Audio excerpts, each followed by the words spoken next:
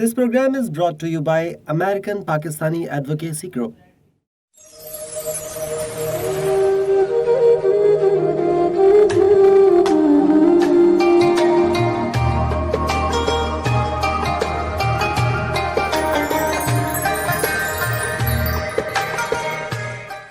बिस्मिल्लाहिर्रहमानिर्रहीम अल्हम्दुलिल्लाहि रब्बिल आलमीन वस्सलातु वस्सलामु अला सय्यिदिल अंबिया'i वल मुरसलीन नबिय्यिना मुहम्मदिन व अला आलिहि व अस्हाबिहि अजमईन यक़ूलुल्लाहु तबारक व तआला फ़ी महकम तंज़ीलिहि अऊज़ु बिल्लाहि मिनश शैतानिर रजीम व क़ाल रब्बुकुम उदऊनी अस्तजिब लकुम सदक़ल्लाहुल अज़ीम। मेरे इंतहाई वाजिबुल एहतराम मुअज़्ज़ज़ नाज़रीन, वॉइस ऑफ साउथ एशिया के प्लेटफॉर्म और उनकी रमज़ान ट्रांसमिशन अहकाम रमज़ान के उन्वान से इस खूबसूरत ट्रांसमिशन से आपसे मुलाकात होने की सआदत हासिल हो रही है। आज जिस खूबसूरत मौजू पर हम गुफ्तगू कर रहे हैं वो है किसी गायब के लिए की जाने वाली दुआ। दुआ उस अमल को कहते हैं जो इंसान अपने रब से, अपने परवरदिगार से, अपने खालिक हकीकी से अपने लिए मांगता है, अपनी हाजात को सामने रखता है और अपने मुतालिक जो चीज़ें हैं ज़रूरत की वो सब मांगता है। वैसे तो जब दुआ के लफ्ज़ हम सुनते हैं तो जहन में यही तसव्वुर आता है कि अरबी के अंदर जो इबारत किसी किताब में या कुरान के अंदर जो अल्लाह ने हमें सिखाए हैं या वो जो अल्लाह के नबी अलैहिस्सलाम ने अपने इरशादात के अंदर हमें सिखलाए हैं वो कलिमात बिल्कुल ठीक है। अल्लाह सुब्हानहू व तआला ने कुरान के अंदर भी बहुत सारे ऐसी आयतें नाज़िल फरमाई हैं जो दर हकीकत अल्लाह से मांगने का तरीक़ा और दुआ है, और उसके उलमा किराम ने फ़ज़ाइल भी बयान फरमाए हैं किस दुआ को किस वक्त मांगने में क्या फ़जीलत है। और इसी तरीके से अल्लाह के नबी अलैहिस्सलाम ने भी अपनी ज़िंदगी के अंदर बहुत सारे ऐसी खूबसूरत दुआएं हमें सिखाई हैं जिसके अंदर ज़िंदगी का हर पहलू, हर वक्त और हर सूरत हाल और हर कैफियत शामिल है। लेकिन ये बात समझने की ज़रूरत है कि अरबी के अंदर जो दुआएं मासूर है या वारिद हुई हैं या कुरान में जो अल्लाह ताला ने हमें दुआएं सिखाई हैं अपनी आयत के अंदर, उसके अलावा भी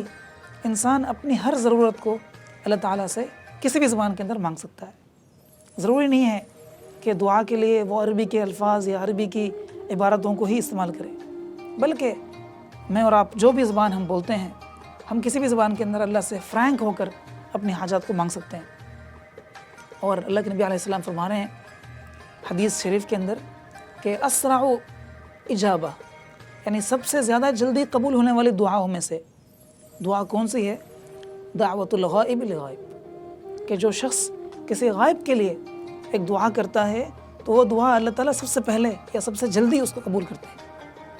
उसकी वजह यह है कि जब इंसान किसी गायब के लिए दुआ कर रहा होता है तो उसके अंदर सिद्क़ दिल होता है, सच्ची नीयत होती है, कोई मकसद नहीं होता, कोई गर्ज़ नहीं होता, कोई दिखलावा नहीं होता, उसके पीछे उसको कोई नतीजा हासिल नहीं करना होता, बल्कि वो खालिसतन अल्लाह ताला के लिए उस शख्स के साथ मोहब्बत की वजह से उसके लिए मांग रहा होता है। मैं अपने वालिदैन के लिए दुआ कर रहा हूँ, अपने दोस्तों के लिए दुआ कर रहा हूँ, अपने साथियों के लिए दुआ कर रहा हूँ, अपने असातिज़ा के लिए दुआ कर रहा हूँ, तो अगर वो गायब है, मेरे सामने नहीं है, मैं उनके लिए दुआ कर रहा हूँ, तो ये एक मोहब्बत की निशानी है और ये इखलास की वजह से है। इसलिए अल्लाह फरमा रहे हैं कि जब कोई शख्स, अल्लाह के नबी अलैहिस्सलाम ने हदीस में फरमाया कि जब कोई एक शख्स किसी दूसरे गायब के लिए दुआ करता है तो वो सबसे ज़्यादा कबूल होती है। और इसमें एक कॉम्प्लीमेंट्री भी है, वो ये है कि जब कोई शख्स किसी दूसरे आदमी के लिए दुआ करता है तो अल्लाह ताला के जो फरिश्ते हैं वो आमीन कहते हैं और वो कहते हैं कि अल्लाह पहले जिसने मांगा उसके लिए, फिर उस शख्स के लिए भी। यानी अगर मैं कोई खैर, कोई नेकी, कोई खूबसूरत विश किसी के लिए मांग रहा हूँ कि अल्लाह मेरे फ़लाँ दोस्त को ये हाजत लायक है, या अल्लाह तो उसे इस हाजत का बेहतरीन सलूशन दे दे,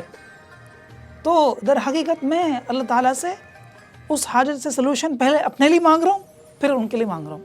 क्योंकि अल्लाह के नबी अलैहिस्सलाम के फरमान के मुताबिक मलाइका जो है वो पहले मेरे लिए आमीन करते हैं, फिर उसके बाद वो उनके लिए आमीन करते हैं। तो अगर आपको या मुझे کوئی ایسی حاجت ہے، کوئی ایسی ضرورت ہے جس کی ہمیں نیڈ ہے، تو ہم سمپل کیا کریں کہ وہ اپنے دوستوں کے لیے، اپنے ساتھیوں کے لیے، اپنے اساتذہ کے لیے، اپنے عزیز و اقارب کے لیے اس کی دعا کریں، تو الٹیمیٹلی ان کو تو ملے گا ہی، اور اس کا ہمیں ثواب بھی ملے گا، اور اس کی وجہ سے وہ دعا جلدی بھی قبول ہوگی، اور وہ اس کا فائدہ ہمیں بھی حاصل ہو جائے گا۔ اور دعا مانگنے کے لیے ہمیں کسی چیز سے شرمانا نہیں چاہیے، چاہے ہماری حاجت چھوٹی سی چھوٹی ہو یا بڑی سی بڑی ہو۔ فَإِنَّ اللَّهَ لَا يَتَعَاظَمُهُ شَيْءٌ، اللہ کے لیے کوئی بھی چیز بڑی نہیں ہے، عظمت والی نہیں ہے۔ Today we see that no, these are very minor issues, these are very minor needs, and these are very minor affairs, and these are major issues, these are major affairs, these are major needs. We have differentiated between the major and minor in terms of needs, wishes, and everything. But in fact, Allah subhanahu wa ta'ala has said and has asked and has requested us to ask each and everything from Him. اللہ تعالیٰ ہمیں کیا کہہ رہا ہے کہ مجھ سے مانگو۔ وَقَالَ رَبُّكُمُ ادْعُونِي أَسْتَجِبُ لَكُمْ، اللہ فرما رہے ہیں اے میرے بندے مجھ سے مانگ، میں تجھے دوں گا، میں دینے کے لیے بیٹھا ہوں، اگر کوئی مانگنے والا ہے تو میں دینے کے لیے ہوں۔ اور کتنی خوبصورت آیت ارشاد فرمائی ہے، اللہ کے نبی نے ہمیں پڑھ کر سنایا اور سکھایا۔ کیا فرما رہے ہیں؟ اللہ تعالیٰ فرما رہا ہے کہ وَإِذَا سَأَلَكَ عِبَادِي عَنِّي فَإِنِّي قَرِيبٌ، اے میرے رسول، اے میرے حبیب صلی اللہ علیہ وسلم، اگر میرے بندے آپ سے میرے بارے میں پوچھے تو آپ ان سے کہہ دیجئے فَإِنِّي قَرِيب، میں تو بہت قریب ہوں، تحقیق میں بہت قریب ہوں، بالکل یقین کے ساتھ اللہ فرما رہا ہے۔ اجیب دعوت الداعی اذا دعان، اور قریب ہونے کے ساتھ ساتھ جب کوئی مانگنے والا، پکارنے والا، ضرورت مند مانگتا ہے تو اس کی بات کا میں جواب بھی دیتا ہوں، اس کو عنایت کرتا ہوں، اس کو عطا کرتا ہوں۔ تو اللہ تعالیٰ کے نبی علیہ السلام ہمیں قرآن کی آیات سے یہ بات بتلا رہے ہیں کہ اللہ کے نبی آپ بتا دیجئے امت کو کہ اگر کوئی بندہ اللہ سے کچھ مانگتا ہے تو اللہ قریب ہے اور اللہ دینے والا ہے۔ تو اس لیے ہمیں اپنی ضرورتوں کو اللہ سے مانگنا چاہیے۔ اور اسی طریقے سے فَإِنَّ اللَّهَ لَا يَتَعَاظَمُهُ شَيْءٌ، جن چیزوں کو ہم بہت بڑی چیز سمجھتے ہیں، بہت بڑی ضرورت سمجھتے ہیں، بہت بڑا اہم ایشو سمجھتے ہیں، اللہ کے لیے کوئی چیز بڑی نہیں ہے۔ تو اس لیے ہمیں اپنی ہر چھوٹی سے چھوٹی چیز کو اللہ سے مانگنی چاہیے، اور اسی طریقے سے بڑی سے بڑی ضرورت کو بھی اللہ سے مانگنی چاہیے۔ اور جب ہم دعا کر رہے ہوں تو صدق دل کے ساتھ دعا ہو، یقین کے ساتھ دعا ہو کہ اللہ تعالیٰ میری دعا کو قبول کریں گے۔ انسان ایک عمل کر رہا ہے، ایک دعا مانگ رہا ہے، لیکن دعا مانگتے وقت ہی اس کا دل مطمئن نہیں ہے، اس وقت ہی وہ کانفیڈنٹ نہیں ہے، تو آپ مجھے بتائیں کہ اس دعا سے کیسے انسان اثرات کے مرتب ہونے کی توقع رکھ سکتا ہے؟ بلکہ ہمیں اپنی دعا کے اندر کانفیڈنٹ ہونا چاہیے کہ میں اللہ سے مانگ رہا ہوں تو اللہ تعالیٰ مجھ سے اس دعا کا بدلہ عطا کریں گے، اور مجھے جو ضرورت میں نے اللہ سے مانگی اس کو پورا کریں گے۔ حدیث قدسی ہے، مشہور حدیث قدسی ہے، انا عند ظن عبدی بی، میں انسان کے ساتھ اور بندے کے ساتھ وہی برتاؤ کرتا ہوں جیسا کہ وہ مجھ سے گمان کرتا ہے۔ اگر کسی کا گمان اللہ تعالیٰ کے متعلق بہت اچھا ہے، اس کا کانفیڈنس 100% ہے، تو اللہ تعالیٰ بھی اس کے ساتھ ایسا ہی معاملہ کرتے ہیں۔ ہم دیکھتے ہیں کتنے لوگ ایسے ہیں کہ دعا کرتے ہیں اور وہ ان کی دعا پوری ہو جاتی ہے، وہ کچھ سوچتے ہیں، وہ اللہ سے کچھ مانگتے ہیں، اللہ ان کو پورا فوراً عطا کر دیتے ہیں۔ تو یہ چیز میں اور آپ بھی کر سکتے ہیں، ہمارے اندر بھی ممکن ہے۔ اور ساتھ ساتھ اس بات کو بھی یاد رکھنے کی ضرورت ہے کہ دعا کی قبولیت کے لیے رزق کا حلال ہونا بہت اہم شرط ہے۔ ہم لوگ دن رات دعائیں کر رہے ہیں، اللہ سے خوب مانگ رہے ہیں، لیکن ہم نے اپنے کھانے پینے کے اندر خیال نہیں رکھا، احتیاط نہیں کی، تو ہماری دعا قبول نہیں ہوگی۔ حدیث شریف میں کیا آ رہا ہے؟ طعامہ حرام شرابہ حرام فأنی یستجاب۔ ایک آدمی دن بھر رات بھر اللہ سے یا اللہ یا اللہ یا اللہ کر رہا ہے، لیکن اس کا سارا کھانا حرام ہے، اس کا سارا پینا حرام ہے، تو اس کی دعا کیسے قبول کی جا سکتی ہے؟ تو اگر ہمارے پاس ہمارے جسموں کے اندر حرام کا نوالا، حرام کا خون شامل ہے، حرام کا لقمہ داخل ہو گیا، تو پھر ہمارے اعمال کے اندر وہ قبولیت بھی ہمیں حاصل نہیں ہوگی، اور اللہ تعالیٰ سے جو ہم دعا کر رہے ہیں اس کا ہمیں بدلہ اور نتیجہ بھی نہیں ملے گا۔ تو اگر ہم چاہتے ہیں کہ ہماری دعا قبول ہو تو اس کے لیے ہمیں اس بات کو میک شور اور انشور کرنا ہوگا کہ ہماری جو رزق ہے، ہم جو کھا رہے ہیں وہ حلال ہو۔ اور اسی طریقے سے ایک بات یہ بھی ضروری ہے کہ ہمیں معلوم ہونی چاہیے کہ دعا کو اللہ تعالیٰ جب قبول کرتے ہیں تو اس کے بہت سارے فیزز ہیں، اس کے بہت سارے سٹیجز ہیں، اس کے اندر بھی بہت سارے آپشنز ہیں۔ اللہ تعالیٰ کبھی تو انسان کے کسی دعا کو فوراً قبول کر دیتا ہے۔ میں نے اللہ سے ایک دعا مانگی، اللہ نے فوراً قبول کر دی، اور مجھے جو میں نے اللہ سے مانگی وہ عطا کر دیتے ہیں۔ تو میں خوش ہوتا ہوں کہ اللہ میں نے آپ سے دعا مانگی تھی، آپ نے دعا کر دی، دعا قبول کر لی، پھر میں اللہ کا شکر ادا کرتا ہوں۔ لیکن کبھی اس طرح بھی ہوتا ہے کہ انسان اللہ سے دعا کرتا ہے، کسی ضرورت کے متعلق مانگتا ہے، کسی حاجت کو مانگتا ہے، لیکن اللہ تعالیٰ اس کو وہ عطا نہیں کرتے، لیکن اس کے متبادل یا اس کے بدلے میں کوئی اور چیز جو اس کے لیے خیر والی ہو وہ عطا کر دیتے ہیں، کیونکہ اللہ تعالیٰ کو معلوم ہے انسان کے لیے کیا چیز خیر کا باعث ہے اور کیا چیز شر کا باعث ہے۔ تو انسان کچھ مانگ رہا ہوتا ہے، اہتمام سے مانگ رہا ہوتا ہے، لیکن اس کی دعا پوری نہیں ہو رہی ہوتی۔ وجہ اس کی یہ ہوتی ہے کہ اللہ تعالیٰ اس دعا کی وجہ سے اس سے بہتر یا اس سے افضل چیز کوئی اس کے لیے عطا کرتے ہیں، جس کی وجہ سے اسے وہ چیز حاصل نہیں ہو رہی ہوتی۔ اور اسی طریقے سے اس کی ایک اور صورت یہ بھی ہے کہ اللہ تعالیٰ انسان کو وہ چیز تو عطا نہیں کرتے فوراً، لیکن اس دعا کی وجہ سے جو مصیبت یا جو آزمائش اس کی طرف متوجہ ہونے والی ہوتی ہے، اللہ اس کو اس سے ٹال دیتے ہیں۔ جیسا کہ الصدقۃ ترد البلاء ہے کہ انسان جب صدقہ دیتا ہے تو اس صدقے کی وجہ سے جو مصیبت اس کی طرف آنی ہوتی ہے، اللہ اس کو اس سے دور کر دیتے ہیں۔ مجھے آج کسی اہم حادثے میں، کسی بڑے حادثے میں، کسی بڑی مصیبت میں اس کا شکار ہونا تھا، لیکن میں نے چونکہ صدقہ دے دیا تو اللہ تعالیٰ نے مجھے اس سے بچا لیا۔ تو دعا بھی اسی طریقے سے، میں دعا مانگ رہا ہوں، اللہ نے میری دعا فوراً قبول نہیں کی، تو مجھے پھر نا امید نہیں ہونا چاہیے،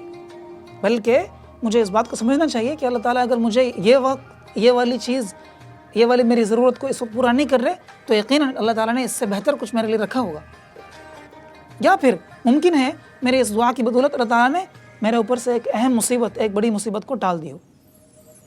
اور بالکل اسی طریقے سے کبھی انسان کی دعا ہوتی ہے، انسان دعا مانگتا رہتا ہے، لیکن اللہ تعالیٰ اس دعا کو قبول نہیں کرتا، لیکن جب وہ قیامت کے دن جاتا ہے اللہ کے پاس تو اس دعا کا بدلہ اللہ اس کو قیامت میں عطا کرتے ہیں۔ اور کیا خوبصورت بات ارشاد فرمائی اللہ کے نبی نے، انسان جب دیکھتا ہے قیامت کے دن کہ اللہ تعالیٰ نے اس کے لیے اس دعا کے بدلے میں وہاں کیا دیا ہے، تو اس کی خواہش یہ ہوتی ہے کاش میری دنیا میں کوئی دعا قبول ہی نہ ہوتی، میری جتنی بھی دعائیں ہیں ان تمام دعا کا بدلہ کاش مجھے آخرت میں مل جاتا۔ تو اس لیے ہمیں جب دعا کا ہم اہتمام کریں تو اس بات کو بھی یقین ذہن میں رکھنے کی ضرورت ہے کہ ہم دعا کے اندر اللہ تعالیٰ سے ہر چیز مانگیں، اپنی دنیاوی ضرورت کو بھی مانگے، اپنے اخروی ضرورت کو بھی مانگے، اپنے متعلقین، رشتہ دار، عزیز و اقارب سب کے لیے مانگے، اور دعا مانگنے کے ساتھ ساتھ ایسے اقدام کرے، ایسے اعمال کرے جو دعا کے قبول ہونے کے باعث بھی ہو۔ جیسے میں نے عرض کیا تو اس میں ہم اس بات کا خیال رکھیں کہ ہمارا کھانا پینا حرام کا نہ ہو، ہم حرام سے اپنے آپ کو بھی بچائیں اور اپنے ماتحتوں کو بھی بچائیں، کیونکہ مجھ سے اور آپ سے جو ہمارے ماتحت لوگ ہیں ان کے متعلق پوچھا جائے گا۔ میرے اور آپ کے جو ماتحت لوگ ہیں وہ میرے اور آپ کے ذمے ہیں، تو اس لیے ہم اپنے ماتحتوں کو بھی حرام کھانے سے، حرام کے لقمے کے داخل ہونے سے بچائیں، تب ہماری دعا قبول ہوگی۔ اور پھر اللہ تعالیٰ سے دعا جب کر رہے ہوں تو دعا اس طرح سے کریں کہ یقین ہو، صدق دل کے ساتھ، پکی نیت کے ساتھ، پکے عزم کے ساتھ، اور اللہ کے ساتھ یقین اور گمان غالب ہو، قوی ہو۔ اور دعا مانگنے کے لیے جو بہترین اوقات ہے ان میں سے ایک وقت رمضان مبارک بھی ہے۔ رمضان کی ساعتیں گزر رہی ہیں، اتنی خوبصورت دن ہیں، اتنے خوبصورت دن ہیں، اتنی خوبصورت راتیں ہیں، اتنے اہم موقع ہیں۔ حدیث شریف کا مفہوم ہے اللہ تعالیٰ روزہ دار کی ایک دعا افطار کے وقت ضرور قبول کرتا ہے۔ وجہ اس کی کیا ہے کہ افطار کے وقت وہ دعا صرف اللہ تعالیٰ کے لیے مانگتا ہے، اس کے سامنے کھانا بھی ہے، اس کے سامنے پینا بھی ہے، اس کے سامنے ہر قسم کے رزق دسترخوان میں سجا کر رکھا ہے، لیکن وہ صرف اور صرف اللہ تعالیٰ کی خاطر اپنے آپ کو ان تمام چیزوں سے روک کے رکھتا ہے کہ جب تک اذان کی آواز نہیں آئے گی، جب تک اذان کا وقت داخل نہیں ہوگا، اس وقت تک میں ان کھانوں سے لطف اندوز نہیں ہوں گا، ان رزقوں، ان کھانے کی چیزوں سے ان کھانے کی چیزوں کو استعمال نہیں کروں گا، کیونکہ وہ اللہ تعالیٰ کے لیے اپنے آپ کو روکتا ہے۔ تو اللہ فرماتے ہیں کہ اس وقت جب وہ دعا مانگتا ہے تو اس میں سے ایک دعا میں ضرور قبول کرتا ہوں، کیونکہ وہ دعا مجھ سے مانگ رہا ہے اور صرف اپنے لیے مانگ رہا ہے رزق اخلاص کے ساتھ۔ تو میں اور آپ اس بات کا بھی اہتمام کریں کہ ہم رمضان کے اندر افطار کے وقت کے اندر خوب دعائیں مانگیں۔ اور دوسری حدیث کے مطابق اللہ تعالیٰ روزہ دار کا دن میں 2 دعائیں قبول کرتا ہے، مطلب 24 گھنٹے کے اندر ایک دعا دن میں اور ایک دعا رات کے اندر اس کی قبول ہوتی ہے۔ تو اس لیے ہم رمضان کی چاہے راتیں ہوں، چاہے دن ہو، چاہے سحری کا وقت ہو، چاہے افطاری کا وقت ہو، چاہے ہر نماز کے بعد ہو یا اذکار کے اوقات ہو، ہم اللہ سے خوب دعائیں مانگیں۔ نہ جانے کون سی دعا اللہ تعالیٰ قبول کر لے اور میرے اور آپ کے کامیابی کا باعث بن جائے۔ اور آخری چیز یہ ہے کہ جب ہم دعا مانگ رہے ہوں تو ہمارے ذہن میں یہ بھی ہو کہ اللہ تعالیٰ دعا کو جب قبول کریں گے اس کا بدلہ مجھے دنیا میں عطا کریں گے، اور اگر میرے لیے اس میں فائدہ نہ ہو تو ممکن ہے اللہ تعالیٰ نے اس کے بدلے مجھے کوئی اور اچھی چیز یا بہتر نعمت عطا کرنی ہو جس کی وجہ سے میری دعا قبول نہیں ہو رہی۔ تو اس لیے نا امید نہ ہو کہ یار میں نے اتنی دعائیں مانگی یا اللہ تو نے دعا قبول ہی نہیں کی، میں اتنی دعا کر رہا ہوں یا اللہ تو میرا یہ کام کرا دے، اور یہ میرا یہ کام ہو ہی نہیں، میں نے تہجد میں اللہ سے مانگی یا اللہ مجھے اس کی ضرورت ہے تو مجھے دے دے، پھر بھی میرا وہ کام نہیں ہوا، اب میں نہیں مانگتا۔ ایسا نہ ہو، بلکہ مجھے معلوم ہونا چاہیے کہ جب میں اتنی نیت کے ساتھ، اتنے اہتمام کے ساتھ ایک دعا مانگ رہا ہوں اللہ اس کو ضرور قبول کریں گے، لیکن ممکن ہے فوراً قبول نہ ہو بلکہ اس سے بہتر کوئی بدلہ بعد میں عطا کرنی ہو، یا ممکن ہے قبول ہو گئی ہو دعا لیکن اس کے بدلے میں کوئی بڑی مصیبت سے میں بچ گیا ہوں، میرا آج ایکسیڈنٹ ہونا تھا اللہ تعالیٰ نے مجھے بچا لیا، یا ایکسیڈنٹ ہوا گاڑی ٹوٹل لاس پہ چلی گئی لیکن اللہ نے میری جان بچا لی، تو اس کو بھی سمجھنے کی ضرورت ہے۔ یا پھر ممکن ہے کہ اللہ تعالیٰ میری بہتری کی خواہش، میری بہتری کی خاطر، میرے اعمال نامے کے اندر اضافے کی خاطر اللہ تعالیٰ نے کوئی بات اس طرح کی رکھی ہو، کوئی اس طرح کا بدلہ رکھا ہو کہ اس لیے مجھے دنیا کے اندر یہ چیز عطا نہیں کی لیکن آخرت میں اللہ تعالیٰ اس کا بدلہ مجھے دے رہے ہیں۔ تو اس بات کو ذہن میں رکھنے کی انتہائی ضرورت ہے، اور جب ہم اللہ سے ان چیزوں کو مستحضر کر کے مانگیں گے تو اللہ تعالیٰ ضرور ہمیں اس کا بدلہ عطا فرمائیں گے۔ تو اس لیے میرے عزیزو، میں اور آپ ہم سب اس امت مسلمہ کے لیے، اپنے عزیز و اقارب کے لیے، اپنے اساتذہ کے لیے، ان صورتحال کے اندر سب کے لیے ہم مانگیں۔ اللہ سے ہم مانگ کر ہر چیز حاصل کر سکتے ہیں۔ اللہ کی تقدیر کو اگر کوئی چیز بدل سکتی ہے وہ صرف دعا ہے، اور اس سے اچھا اور اس سے خوبصورت موقع کب میسر آئے گا؟ نہ جانے ہم میں سے کتنے لوگ اگلے سال رمضان میں ہیں یا نہیں ہیں، لیکن یہ ہمارے پاس ایک موقع ہے، تو اس موقع کو ہم اس موقع سے فائدہ اٹھائیں اور خود اپنے لیے بھی دعا کریں اور اوروں کے لیے بھی دعا کریں، کیونکہ اوروں کے لیے جب دعا کر رہے ہیں جس طرح میں نے عرض کیا وہ کمپلیمنٹری ہمارے لیے خود بھی شامل ہو گئی۔ تو دعا ہے کہ اللہ تعالیٰ مجھے اور آپ کو اس دعا کے معنی کو سمجھنے کی توفیق عطا فرمائے، اور اللہ تعالیٰ سے بہترین دعا کے ذریعے اپنے لیے چیزوں کو مانگنے کی بھی توفیق عطا فرمائے۔ اللہ کے نبی علیہ السلام نے ہمیں جن دعاؤں کا اہتمام کرنے کے متعلق بتایا ہے ان دعاؤں کو ہم یاد کریں اور یاد کر کے اسے پڑھنے کی کوشش کریں۔ معروف اوراد ہیں، اذکار ہیں دن اور رات کے، اور اللہ کے نبی علیہ السلام نے اپنی پوری زندگی کے اندر جتنی دعائیں مانگی ہے، جتنی دعائیں سکھائی ہے، آج کل بڑی آسان سے وہ کتاب ہمارے سامنے مل جاتی ہیں، ہم ان کو لیں۔ اس کی منزل علماء نے ترتیب بنائی ہے کہ ہر 7 دن کے حساب سے اس کو تقسیم کیا کہ اگر آپ یہ دعائیں مانگیں گے تو مأثور دعائیں ساری پوری ہو جائیں گی۔ تو ہم مأثور دعاؤں کی جو حضرت عامر رحمۃ اللہ علیہ اور ہمارے بہت سارے اکابرین اور علماء کرام نے اس کو بہترین انداز سے مرتب فرمایا ہے، ہم ان کو لیں اور ان کو لے کر ان کو یاد کریں اور ان سے اپنی حاجت کو مانگیں۔ تو اللہ کے نبی علیہ السلام کے بتلائے ہوئے طریقے اور سکھلائی گئی دعاؤں کے مطابق جب ہم دعا کریں گے تو اس دعا کے قبول ہونے کے جو لیولز ہیں اور جو سٹیجز ہیں وہ مزید بڑھ جاتا ہے۔ اللہ تعالیٰ مجھے اور آپ کو عمل کرنے کی توفیق عطا فرمائے۔ وآخر دعوانا ان الحمد للہ رب العالمین۔